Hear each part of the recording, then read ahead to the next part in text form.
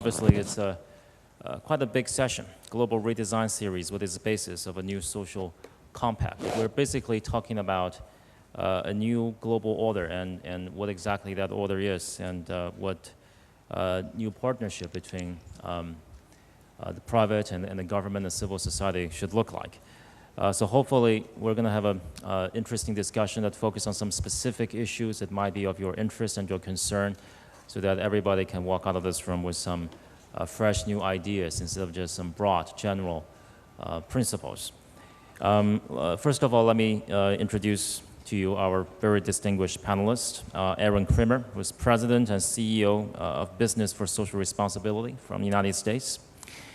Timothy Flynn, who is Chairman of KPMG International, who also happens to be one of the mentors of the annual meeting of the New Champions, which leaves the rest of us proteges. And Sir Mohammad Jaafar, Chairman and Managing Director of Kuwaiti Danish Dairy Company from Kuwait. Stuart Popham, Senior Partner, Clifford from the UK, obviously a big shot attorney himself. And Brian Gallagher, CEO of United Way, which is a billion-dollar NGO based in the United States. And I myself is Chenggang from China Central Television. And in the absence of a senior Chinese panelist on this panel, I'm here to also contribute a Chinese perspective to the discussion. I think at the beginning of the crisis, Dr. Kissinger said that the world will be changed, that there will be a new global order, and there will be new paradigms for growth and development. Many of us were hoping that this will happen, that the power shifts will lead to drastic changes in the way we do business and in the way business interacts with the rest of the society. But so far, there are changes, but something remains the same. I would like to begin with a very specific issue, which from a media's perspective is attracting a lot of attention. That is the pay issue. President Sarkozy of France actually proposed this at the G20 meeting in London, but it didn't become one of the focal points at the event. And we don't know for sure whether at the G20 Leaders Summit in Pittsburgh later this month, this will once again be in the spotlight, which is, if we're talking about social compact, a lot of us here under this roof, and in the world out there feels it is ridiculous for those Wall Street bankers to walk away with, say,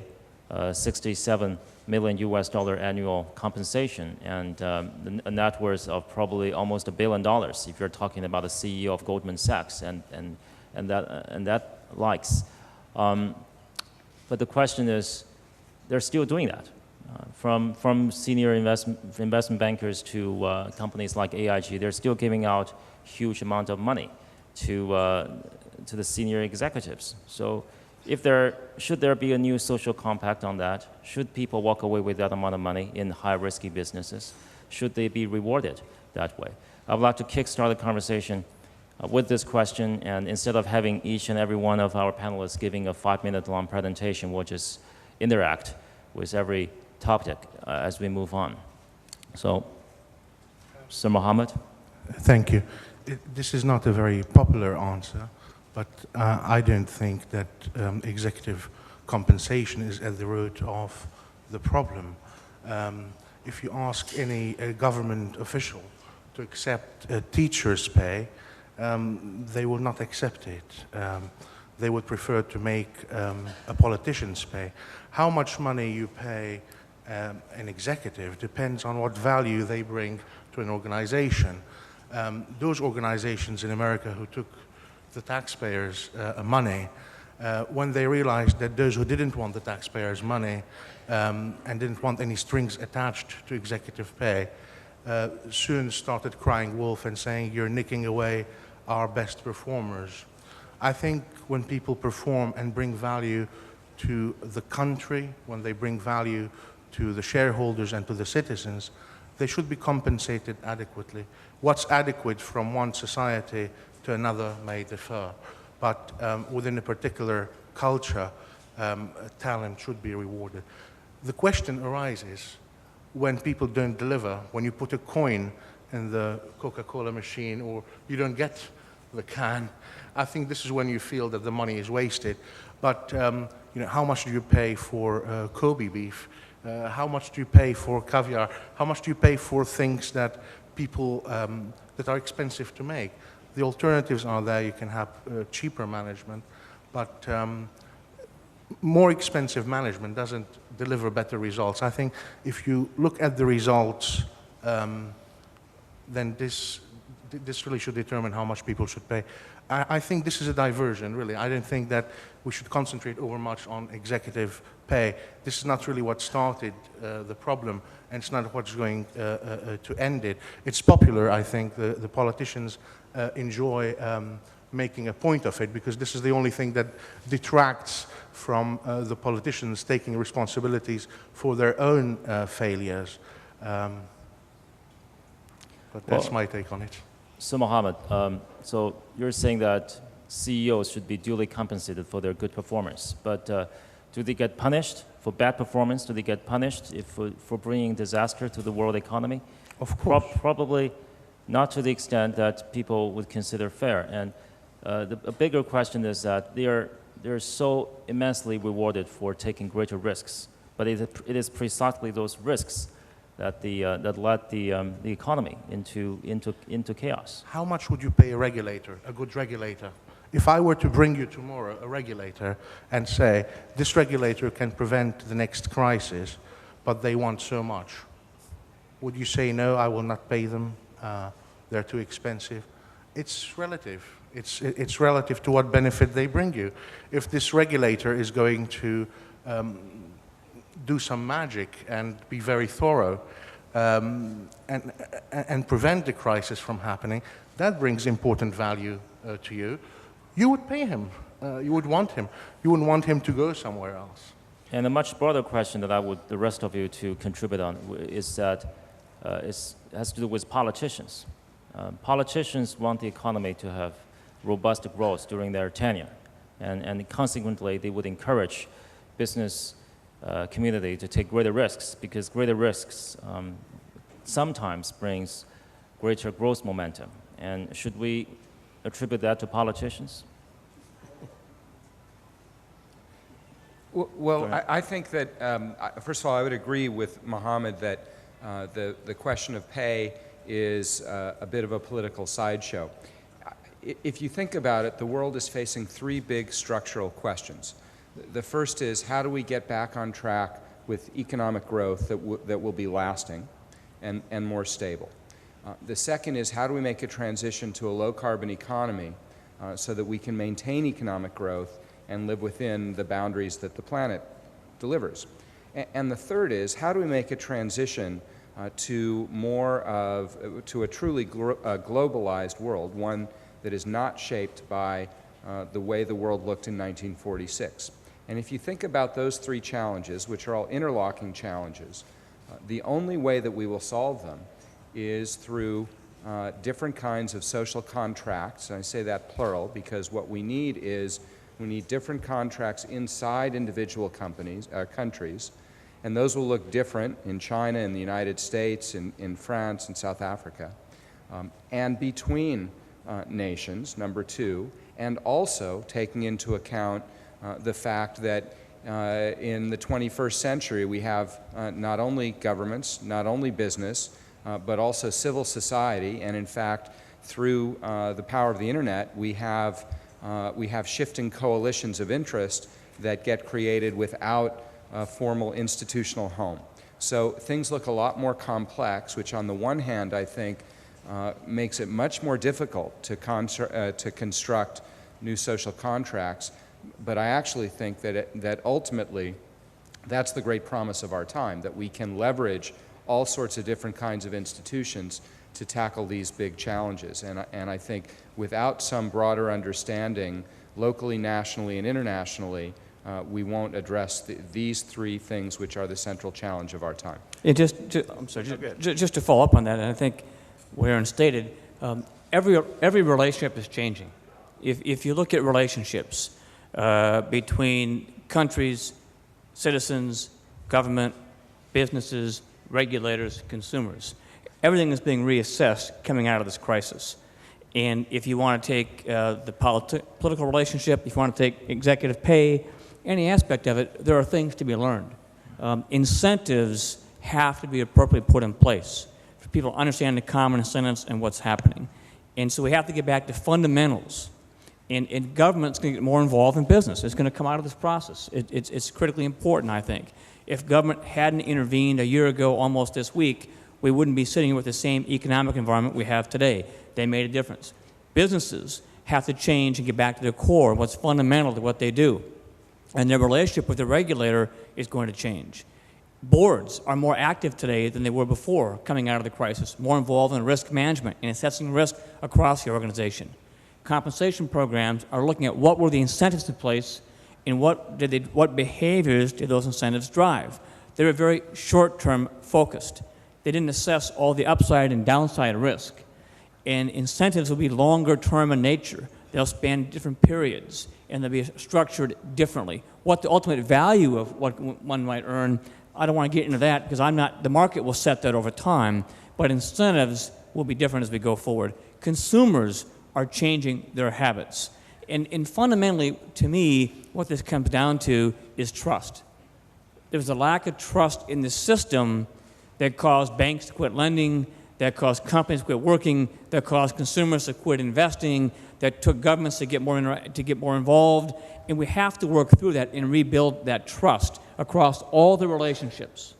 And trust is fundamental to any relationship. Once we restore that trust, then we'll rebuild those relationships, we'll rebuild those social contracts, and they will be different going forward. And I think that's the great opportunity in front of us, reaching across borders, across oceans, across governments, and recognizing we have a co-interdependency in this world, be it climate change, all the things we're going to talk about this morning, and we have to address those. And this environment creates a chance to address those in ways we couldn't have done without the crisis. And if I could, let me add that we work in 45 countries, raise almost $5.5 billion from all private donors, work with big corporations, work with government, working on issues like education, financial stability, livelihood, and health. And I think the big lesson coming out of this crisis is that you cannot have long-term, enduring, sustainable economic success without broad-based human success. Sooner or later, if you let the income gap in a market get too wide, if too few succeed at the expense of others, it's going to fail. And so I don't focus as much on the top compensation. I focus on what's the gap between the highest and the lowest. And are we creating incentives and policy that allow broad-based people to succeed in the marketplace? And if you look at the housing crisis, for instance, in the U.S. and beyond, if we would have had human metrics as well as business metrics, we would have had metrics around not just are we going to get somebody in a home, but can they actually stay in the home? And if we don't get civil society and consumer groups and government and businesses working together with both the human metrics and the business metrics, sooner or later, I think the gap gets too wide, and it's not sustainable economically. Can I just follow up, Aron, on that? That suggests to me that we should rather more dynamically, that we'll be able to cope with a changing environment. It worries me that the G20 look at things far too specifically. If they're going to be looking at executive pay, that's just one issue which will be bypassed by life as it changes. I mean, I think you started off by the Kissinger comment, and I think we all thought there would be greater change, but actually, that change has already happened, and things are moving on. And I'm concerned that if we're going to see a social compact, it's got to be on a relatively wide-ranging aspect to something more general than executive pay. Maybe it's global warming. Maybe it's to do with imbalances of employment or looking at educational aspects, and that we're more likely to engage civil society, politicians generally, business in something bigger than specific legislation. I'm concerned that people will look too narrowly and focus too narrowly.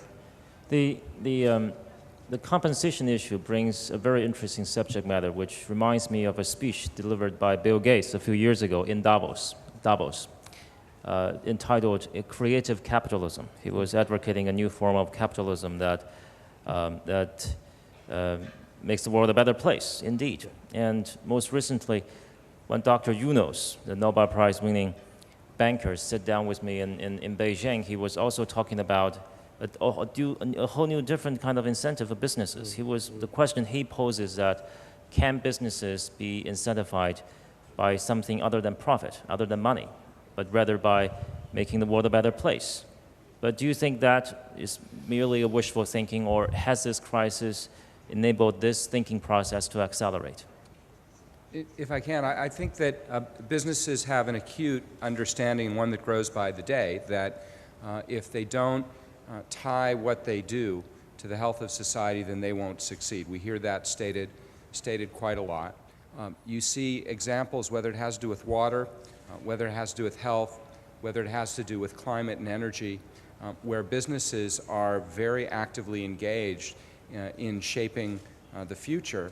I was asked a couple of years ago by a journalist why the American business community moved to the left of George W. Bush, and my response was that I don't think the business community moved to the left, it's that it saw the future, and it understood that the future was bringing an imperative that their businesses could not afford to ignore. And so as we're undergoing massive change in terms of how the world is organized, in terms of what the world's agenda is, I think more and more businesses are very actively engaged in that agenda and trying to shape a positive future.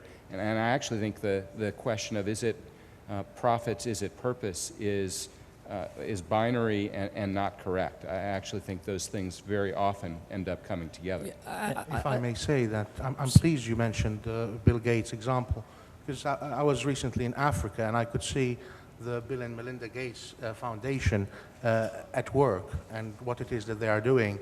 I think this exemplifies philanthropy at its best, where you have, on one hand, a very large conglomerate where no one is asking about executive pay. The proceeds, the profits, substantial amounts are then taken out without regulators, without governments forcing him to do so. Having paid his taxes, he takes those profits and channels them to help humanity.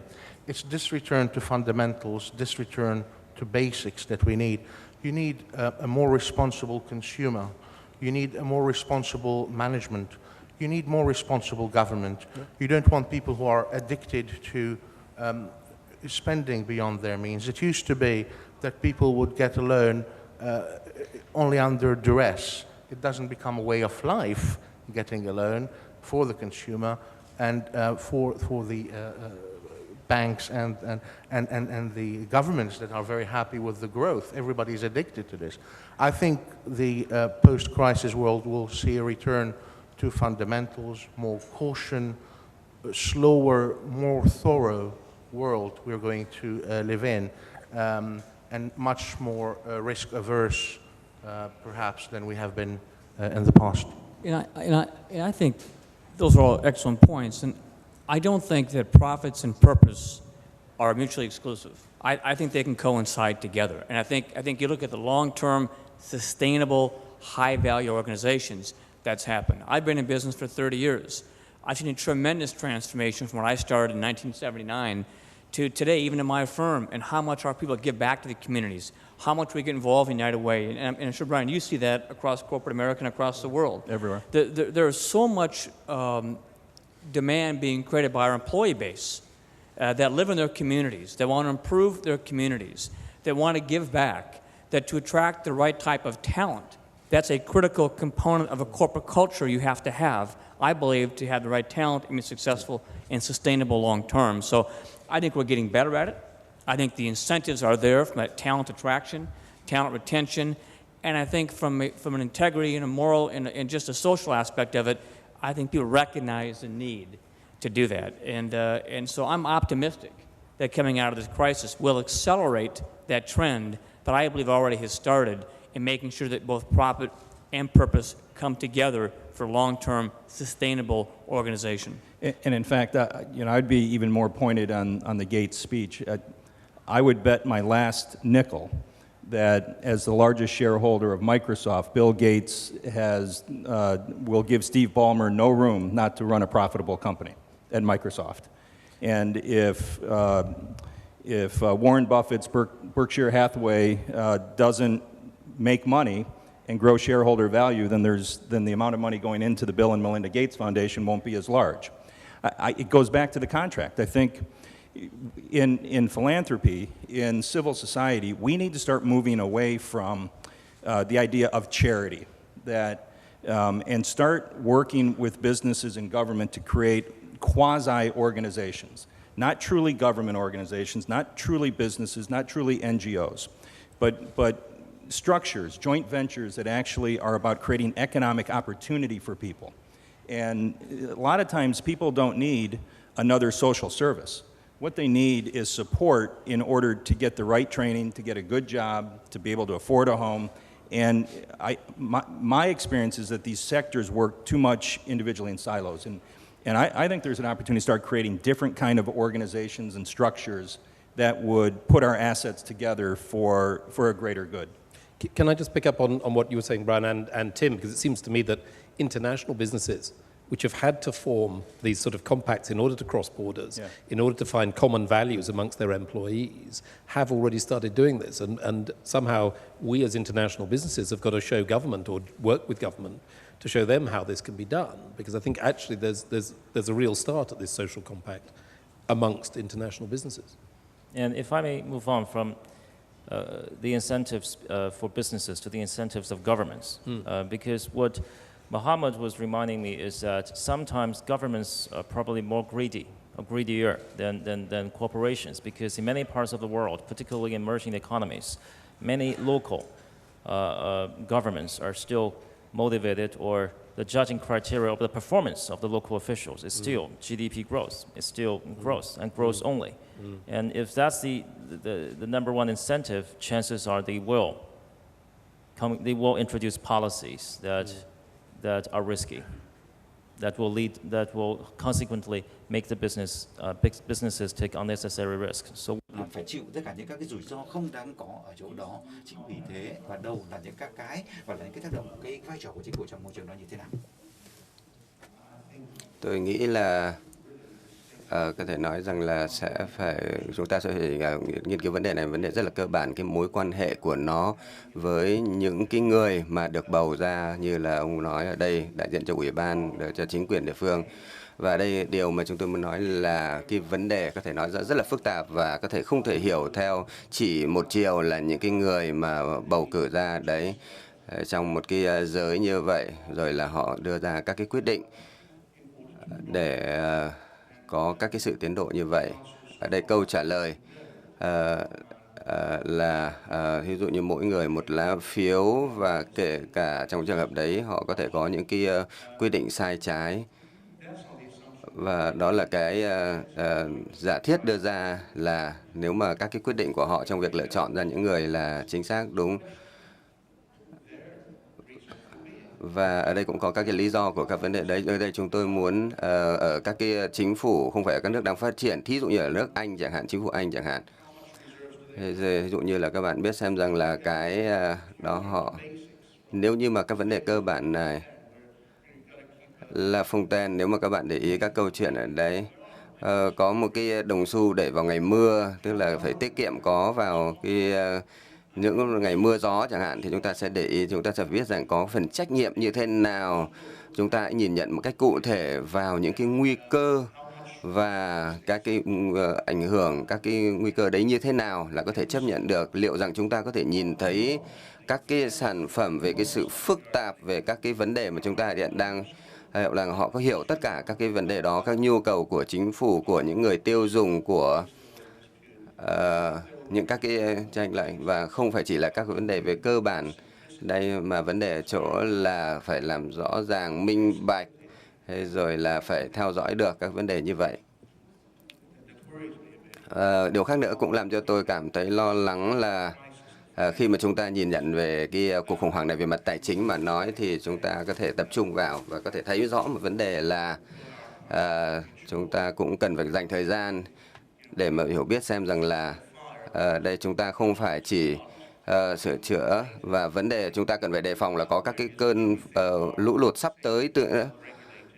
Làm thế nào để có thể có các cái quy định đảm bảo, thí dụ như là các cái vấn đề liên quan đến năng lượng, các vấn đề về GM, các cái công ty của Mỹ như các bạn đã biết rồi, các cái công ty có thể nói rằng là những cái bài học kinh nghiệm chúng ta rút được từ những các cái khủng hoảng này để làm sao có thể phòng ngừa được những các cái khủng hoảng tiếp theo nữa, không phải chỉ riêng các cái hệ thống tài chính mà có thể còn nhiều các hệ thống khác nữa, và có thể nói rằng các cái vấn đề thế rồi là các cái mục tiêu của chính phủ. Nhưng mà tôi nghĩ rằng là cái lớn hơn cái rất là nhiều các cái thành phần của cái vấn đề khế ước xã hội mà chúng ta nói với nhau về các cái vấn đề này. Khi mà nói về các xã hội, về chính phủ, chúng ta chỉ nói ở một cái khía cạnh ở trong vòng biên giới đây, nhưng mà có lẽ phụ thuộc rất là nhiều trên toàn cầu, và có thể nói rằng là vấn đề xuyên biên giới, các cái vấn đề thí dụ như là các cái quy định, thế rồi là các cái vấn đề khác nữa. Chúng ta phải nhìn xuyên qua các vấn đề này, và chúng ta cần phải nhìn rõ các vấn đề bên trong quốc gia, rồi các vấn đề xuyên biên giới, các cái vấn đề về khủng hoảng, để xem rằng là các cái bối cảnh của toàn cầu là như thế nào, làm thế nào chúng ta có thể tương tác với nhau ở thế giới này sẽ như thế nào. Khi ví dụ như là chia rẽ ra nước Mỹ là một bên, rồi là các cái thế giới, các cái nước khác nữa, có thể nói rằng là chúng ta phải nhìn nhận chung thể, rồi là các cái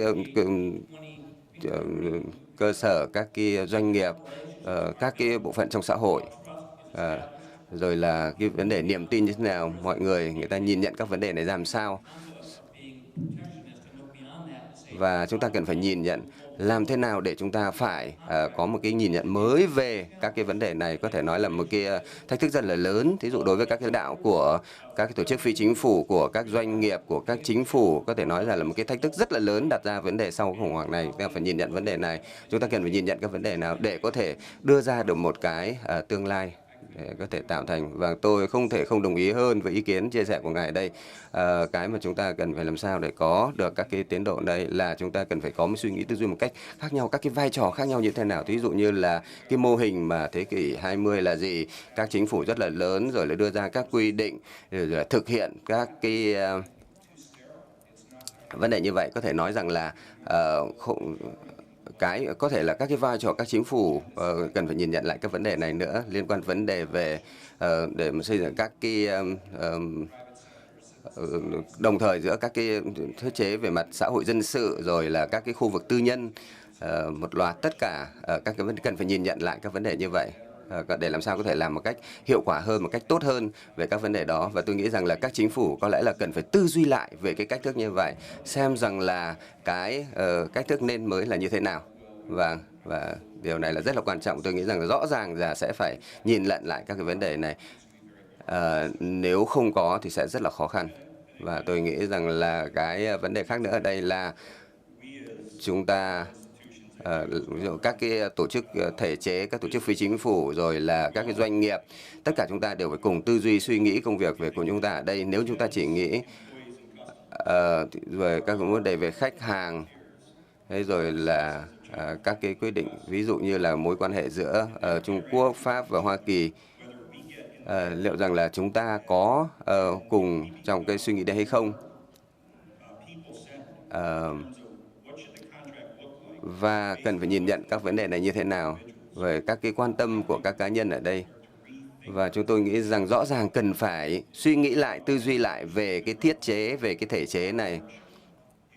Và để có thể có một cái sự thay đổi này, có lẽ là có thể là ít nhất là cần phải từ dưới lên trên, hoặc là có một cái khủng hoảng lớn như thế này để đến lúc thời gian chúng ta cần phải suy nghĩ lại.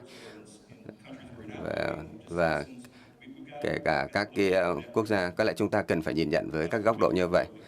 Đây cái điểm đó, đây là cái buổi đầu tiên về các cái vấn đề về chia sẻ về kiến thức trên thế giới. Chúng ta có thể nói về các cái vấn đề về trình độ, về các kiến thức chung ở đây, các cái kiến thức chung giữa các cái nhà lãnh đạo đây. và có thể là không thể là từ cái vấn đề chung nữa chứ không phải chỉ riêng các vấn đề cụ thể. Tôi nghĩ rằng là cái vấn đề khí hậu xã hội này cũng là các cái vấn đề thách thức ở đây, nó là sự hợp tác trên toàn cầu nữa, và tôi nghĩ rằng là chỉ thông qua các cái khủng hoảng này rồi là thông qua khủng hoảng tài chính này, thì tôi nghĩ rằng một vấn đề khác nữa đặt ra đây là chính phủ. Nếu chúng ta nhìn thí dụ như tôi là Bắc Kinh, và ở đây chúng tôi có 1/2 triệu xe mỗi một tuần, chúng tôi có rất là nhiều các cái nền kinh tế phát triển, rồi là tôi có lẽ là từ Bắc Kinh, Tokyo, rồi là Hoa Kỳ, các vấn đề như vậy thì các chính phủ crisis that has not happened yet, and also governments are working together to mitigate some damage that it is not that visible. But don't you think that presents immense challenge for all governments when politics collides with business and environmental concerns? Yes, I think if it is the case that they are working, or not just seeming to be working, I think there is a distinction. If New York were to flood tomorrow because the icebergs have melted, you'll get a much more different reaction than if there is no city has sunk. I think this is yet another example. And when we look at ourselves, when we reflect as people, when we reflect on ourselves in the mirror, to see whether we actually do learn from mistakes, or whether if something is not real and tangible, if we don't touch it in our hands, does it mean anything to us in this virtual world? I think we should pay more attention. Aron was making the point earlier to climate change, to these issues. But are they on the agenda for real? Or are they on the agenda because they're supposed to be on the agenda because it is a sexy topic to be on the agenda? What will be achieved in Copenhagen? One hopes for the best, but when it comes to implementation, will there be collaboration? Will there be finger pointing? Will we be able, I think this will be the acid test for this global collaboration, is whether we are able to prevent a disaster and prove that we have done so through global collaboration. Social contracts typically involve a basic bargain that says individuals will more or less be protected by big institutions. And in exchange, individuals, citizens have certain responsibilities. And that protection is typically about avoiding short-term danger. If we decided that 21st century social contracts needed to include a clear commitment to protecting grandchildren, protecting future generations, then a whole different set of bargains would be undertaken by all sorts of institutions. Without that, though, I'm not sure we'll have a deal in Copenhagen, and I'm not sure we'll have the social contracts we need.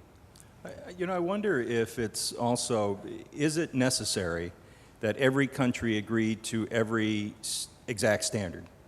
Yeah. You know, it's ironic, I think, that the G20 is going to meet in Pittsburgh in the U.S. Pittsburgh, when it was the steel manufacturing capital of the United States, had a nickname of two white shirt town, which meant that the air was so polluted that men just in the city changed their shirt once because the first shirt got so dirty they had to wear a second white shirt. And so there's got to be some recognition, I think, that developing economies that have now taken on much of the manufacturing for the world you've got to allow that to develop. It's not, the technology obviously now is different than it was in the American Industrial Revolution, but I'm not an expert in this area, but it seems to me when you try to push everybody to the exact same standard over the exact same time, you're running toward probably a bad or inconclusive outcome. Which is interesting because I think it comes back to then the consumer, the voter, saying, you guys have got to do something about it. And there must be a solution here which involves, say, business engaged in carbon trading It involves government in setting regulation, in individuals coming forward and demanding compliance. But this is part of a process, right? I mean, it is interesting. If you go back 5 years ago, maybe a little bit longer, the big debate wasn't how do we do it, it is do we even have to? I mean, it's just, you know, it was debating the science, right? It was all about debating the science, is really going to happen. They've been saying this for a long time. The debate now has moved away from, let's not debate the science. There's enough science that says there's going to be a problem. Now we start getting into how do we solve it? And so we are moving the debate. And to Jaaffar's point, some crisis will happen, something will accelerate the solution point as we get more data points around what is a critical point that has to get solved. There's a lot of things on people's agenda. So we should be encouraged that it's on the agenda. It should be encouraged Copenhagen is happening. Should be encouraged we're talking about hows as to if or why. And I think those then become the right process for us to move forward with. Here's an interesting thought. If we had told the consumers taking loans from the institutions that facilitated them so much, if you had told them, look, the loan you've applied for $50,000 might cause a financial crash next year. If you took 25,000 instead of 50, it would halve this crash. How many consumers would have accepted to take half the amount that the bank was willing to lend them? If you came to tell people today that there is a climate change issue at hand, or a GMO, or whether nuclear is safe, do we as people of this planet, do we pay attention to things that seem distant to us, that are a bit fuzzy? Does it really take a disaster to wake us up from our slumbers? I think this is the difference between the motivation and the way things used to be done, the old-fashioned way of the Bill Gates and the Warren Buffetts, where the heart is in the right place. Business is not an end. Business is there to create things, to build. And I think if we are more careful and more thorough, more responsible as citizens, as consumers, and I think let's not get the consumer off the hook. The consumer, sometimes, we are consumers, we are selfish. We want the planet to flourish, but we also want the latest technology. We don't really want to recycle. There are certain things that we can do that we don't do, and I think this is where perhaps, when that takes time, changing the mindset of the consumer. This crisis is a good time, I feel, to do just that, but we have to work on more than one platform. And I think it's about time to introduce another concept for the social compact discussion, which is values. Many of us would agree that social compact is based on values, but the interesting thing is that there might be different value systems in the world. Many of you come from organizations that are multinational, and you would have personal experiences of how values differentiate in different countries, and how in some cases what is considered morally acceptable in one country is not acceptable in a different country. Which prevents more difficulty when to reach a global social compact. Does any one of you have any experiences to share on this, different values? Because last year, at the beginning of this year, we were talking about certain universal values. And as I walk the streets in Davos, I hear people talking universal values. But how come these values do not really apply in my country? Well, I'll just give a brief. And we're in 100 and some countries, 140,000 people, and we set out about 8-9 years ago to create what we call the KPMG way. And it started, what were our values? And each country had its own set of values and its own words and its own descriptors, and went through a very elaborate process to try and bring all those together and then coalesce around, could we find a common set of values? Even though the different cultures, different societies, different experiences, when you get down to it, the words reflect a lot of the same meaning. If you really break it down, you respect the individual and give back to our communities, open and honest communication, teamwork. So we were able to work through, and above all, act with integrity. So we were able to take all these values across the world and coalesce them into 6 or 7 statements that worked and brought forward what we wanted to stand for as an organization and how we wanted our contract with our people. It was really a contract among our 140,000 people. How will we work together? How will we measure our behaviors against how we work together? And what will be those guideposts? And our values really came to life in that process. And we started with we couldn't possibly get to a common set of values because of all the things you just raised. And we ended up with a very well-established, accepted set of values that are articulated with descriptors unique to those cultures, but mean the same thing, how they come together. And it's worked out very well. So it's a challenging task, but when you get down to beliefs in people and how we want to, as individuals, be treated, be respected, interact, the values become very similar.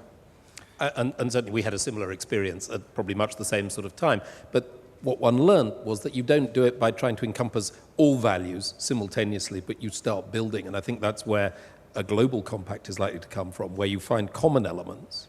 And very much, I think, as Tim has said, we'll discover that people have similar views, similar values, even though they describe them differently. But a greater understanding of each other's values leads to that common approach. And once you've got a common building block, you can build more. And I'm positive. I think there's an opportunity there, but we've got a lot to learn.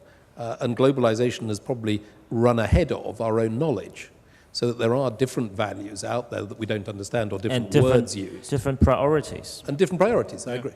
Well, the other thing inside an organization is that values are critically important, but you have to follow through with other techniques.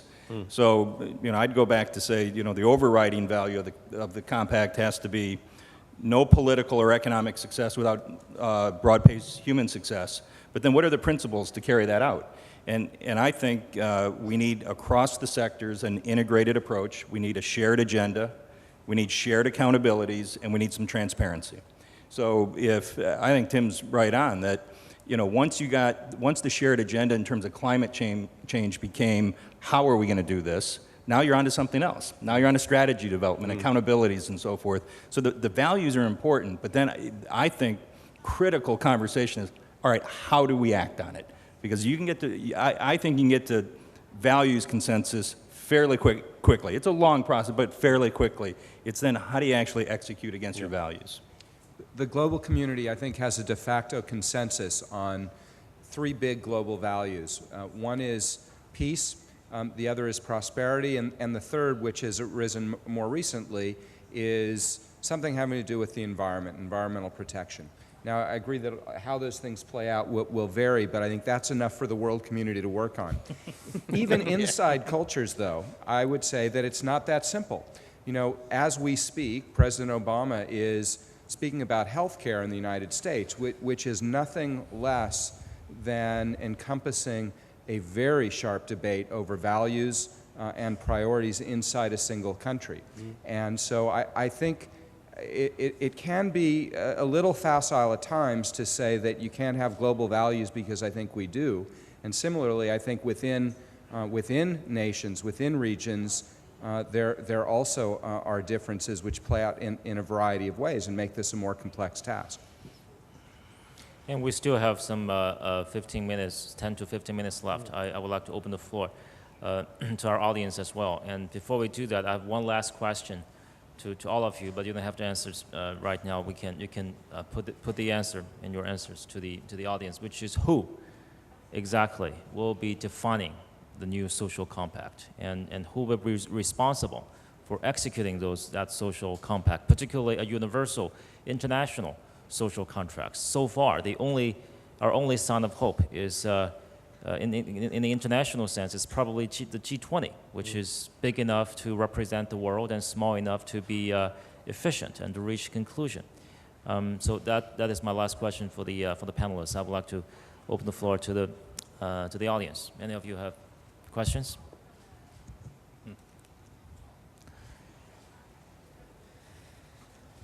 Thank you. From the Oriental Morning Post in Shanghai. Just now you have talked about the problems of business and government. But my question is, do you think there are any problems related to the media? What kind of role should media play in building the new social compact of globalization? Do you agree that the way media present reality makes people more great. Thank you. I'll take a run at it. Having been appointed story in media different times in my career, that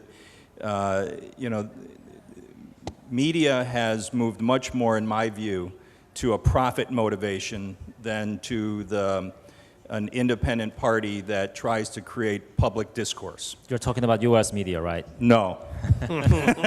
Yes, sir, I am. Yes. And I find in institutions we spend a lot of time trying to learn competencies of how to manage media. How do we keep media away from us? How do we get media to say the right thing about us? And I think we're going to have to be much more aggressive and transparent in terms of, as sectors, having exactly this conversation: the role of media and how do we use the channel, not the institution, but how do we speak to many people through that channel. And I think we're spending way too much time, my own estimation, trying to figure out how to keep it at arm's length so we don't get hurt by media, and therefore it changes the role. And media have a especially important role. Professor Schwab is just walking out of this room. Because I happen to be on the Global Agenda Council on the Future of Media. Yeah. And one thing I particularly want to talk to Professor Schwab about is that one of the things we should talk about in Dubai is that how can global media work together to bring the world closer together instead of pushing the world apart. That's right. What we're seeing nowadays is that media from China to the U.S., sometimes media are pushing countries apart, pushing stakeholders further away from each other instead of bringing people closer together. That's something we need to talk about. We are the media, right? We are the media. The way the world works now, everyone in this broad community has the ability, and in some ways maybe then the obligation, to communicate a set of shared global values, because I would absolutely agree with the comments. And my first job out of university was in television news, that the media have turned in on themselves and I think often send much more narrow-minded messages than is in our common interest. I think this is implicit in your answer, Aron, but I think I would ask you to really look at what is the media today. I think one of the challenges the media has is that the different levels of media, from the blogs to television to print, and I think sometimes people get confused as what the media really is, and they read a blog or they read some things and think this has the same professionalism and discipline and protocols that true journalists have had over the years of validating sources, validating facts, and putting on information in the betterment of society in transparency, as opposed to what might happen in terms of people look at some of these things and try and interpret and think this is real, this is what they're trying to say. So the challenge I think media has is to redefine itself, and I would talk that from a journalistic standpoint. Globally, we're living in an age of blogs, individual blogs, and Twitters. Everybody is a journalist. Yeah. Next question. So in the absence of the next question, we should move on with my question about who defines the new social compact, besides the G20. I think really going back to this question, your question, and also that of the media, I think ideally it should be the consumer, it should be the people of this world. Technology is allowing this unprecedented dialogue, this ability of mass broadcasting, where everyone, everywhere in the world could potentially make their views known on a particular issue. The question is, when the consumer, when the viewer, the media consumer, all they want to watch is Big Brother, or when you look at the programming available, then sometimes you wonder if the media is not delivering what the consumer wants. When you look at responsible reporting, responsible stories, not just headlines and statesmen who are not turned one way or another by a media story, who have courage of their conviction, and who will do what it takes, no matter what the headline says in the morning. I think you need, at both ends of the spectrum, you need perhaps the voices to be heard in a more cohesive way. People will pay attention to the consumers. They have the ability, the technology allows people to more or less vote on a particular issue, or at least make their views known. And politicians should perhaps pay attention, but then the question is, are people well informed? Is the mood, do you base policy on public mood, or do you base policy on sound advice, on sound principles? I think this is the political question that needs to be answered. And that's going to require politicians to have a longer-term view than just the next election. But it must be their responsibility to lead. On the other hand, they must take, in a sense, their lead from the consumer, from the people. And this solution may well come about, I believe, through some application of, in a sense, cloud technology, that it's going to appear. It will only work if people agree it, if people abide by it. Like any rule or law, it only works if people actually follow it. So it's got to come from the bottom upwards. Yeah, I think it's everybody's responsibility. I think it's forums like this, it's what the World Economic Forum is trying to create. It's bringing together all the people who have a voice and saying, how do we have a common voice and what are we trying to strive for? But if you can't pin it on any one segment of society, it's all of us together have to do it. And I'm encouraged by the debate, the discussion of what's happening, that we're closer to that now than we were ever before. And I think this crisis has created the opportunity for that catalyst for change. It'll take a long time. It's not going to happen overnight. But you can begin to see the threads of the connectivity and the weaving of that community net across the globe that will ultimately define the new compact. I think in terms of who, I think there are a variety of answers, because I think in the decentralized world that we've got, we will have social contracts, not social contract. And in the range of them, whether it's the G20, whether it's one of the global agenda councils that the forum is operating, or other circumstances, you need people with insight to make sure that there's wisdom around the table, influence so that there's actually a chance to make things happen, and legitimacy. And I think it's the third that is hardest to measure and make objective, because legitimacy flows from so many different quarters in today's world. And by and large, that's a good thing. It does allow for the bottom-up approaches that I do think are very helpful. But I think in terms of pulling it together, ratifying, and so on, it's more complex. But I agree with that as well. But it does take leadership. You know, you have to have forums like this where the leaders of different sectors come together and have this debate and recognize and respect that the bottom up and how you take advantage of that is different in different countries, different cultures, and so how do you get to consumer and not try to project on one another how exactly to do it, but instead the leaders take responsibility to have a real genuine debate about how will we create this contract that creates a common good, and allow the space to do it differently depending on your parameters. Our time is basically up, and to conclude, I'm a journalist, and I know what journalists want since this is an open session. They want interesting, good, short, catchy sound bites. So why don't we conclude the session by having each and every one of you giving us a quick, catchy soundbite about exactly what kind of a global social contract should look like or should include. Besides that, each and every one should be entitled to health care, which President Obama obviously agrees. So why don't we start from our big shot attorney? Or would you need another? That was a good choice. That was a good place to start. which allows me to say I was quite taken actually by Aron's suggestion that we're already there in respect of prosperity, peace, and environment as component parts.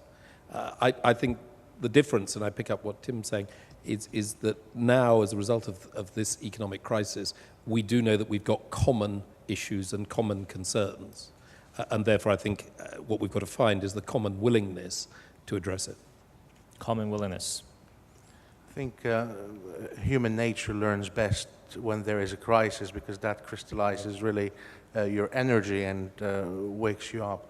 I think really if I were to leave you with one thought, it would be, let us take the learnings that we're gathering by dealing with this financial crisis and make sure that we mitigate, that we insure against risks that may come elsewhere, whether you know, in the medical field,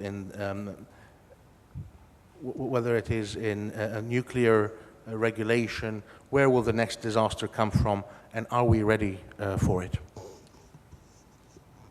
As a Aron? former journalist, I'll try and be really... We need social contracts that ban short-term thinking.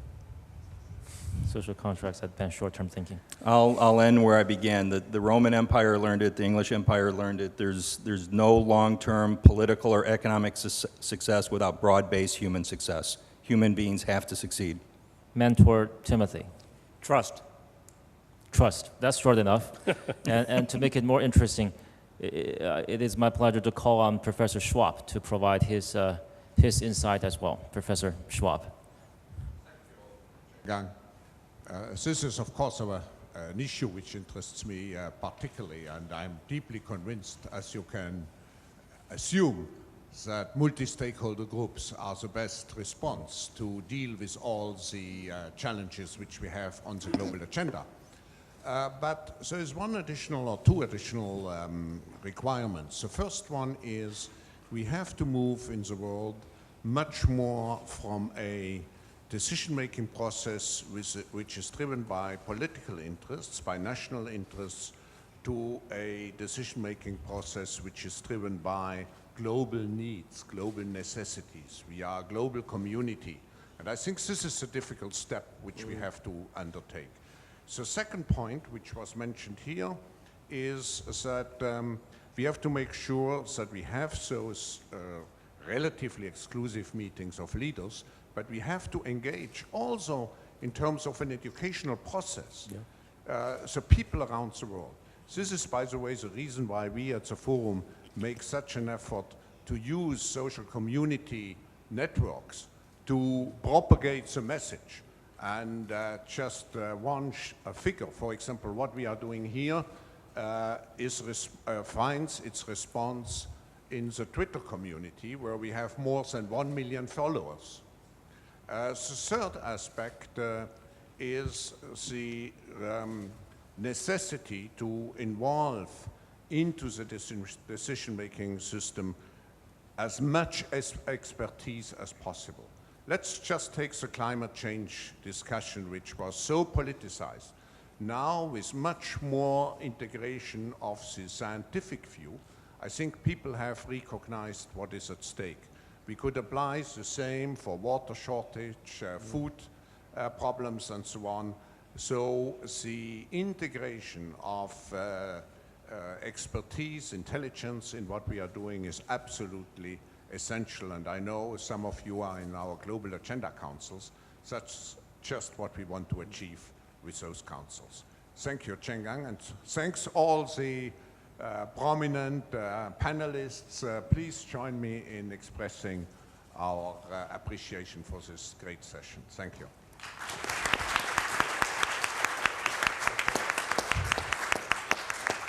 Thank you, Professor Schwab. And of course, we need to thank the WEF for contributing so much to the creation of new social contracts. Thank you all very much. Thank you.